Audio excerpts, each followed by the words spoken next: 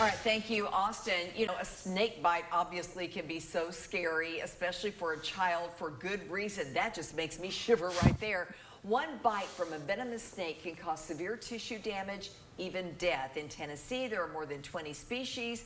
According to TWRA, 2 of those are venomous, the copperhead and timber rattlesnake. So if your child is bitten by a snake, getting medical attention right away is important. So here is where we turn things over to Dr. Ryan Redmond, ER Director at Children's Hospital. It's good to see you. Well, thank you. I'm trying not to look at that behind us.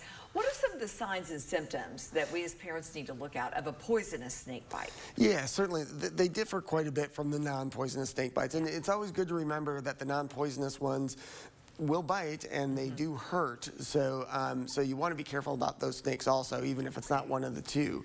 But the big ones, what you're going to see is you're going to see immediate kind of more severe pain, redness, discoloration of the area, and usually systemic symptoms. You usually get sweaty, nauseated. You can tell that something's going on. You just don't feel well. Exactly. Just feel terrible. Okay, so a snake bites your child. You've determined that. What do you do immediately? So the first thing that you want to do is get the child away from the snake, because snakes can bite twice. So the first thing you want to do is obviously get them to a safe area. Don't try and catch the snake. That's one of the things that people always think, is that they got to catch the snake for identification. If you see it, try and take note of it. If it's safe, you can take a picture of it. That works wonderfully. Yeah. You want to limit activity, because you don't want the blood flow to be kind of going around the body, so you want to make sure that they're not running around. Oh, good they're as point. calm as possible. Yeah. And then you just need to get them to the emergency department when you can. So when that happens, what can parents expect for the child to go through there? So usually with these, especially with a significant envenomation, there are products that we use that are anti-venoms that are based on the species. They work very well, and when given within especially 4 hours, you know, you can usually get rid of those symptoms relatively quickly. So that's so good. Yeah, it's really a great, you know, change in treatment since they've been able to, you know, get these anti-venoms from before, which was largely supportive care. Yeah, we're so grateful for that.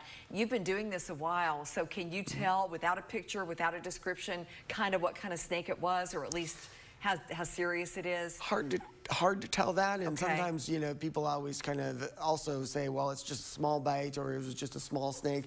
Actually, with the venomous snakes, the smaller ones can be more dangerous because they actually have less control over the amount of venom that they put in. Oh, wow. The other thing to remember is that snakes can actually choose how much to envenomate. So, so the severity of a snake bite can vary wildly based on, you know, what the snake is intending to do with that. And we don't want to deprive our kids from going outside, exploring nature, but how can we prevent these?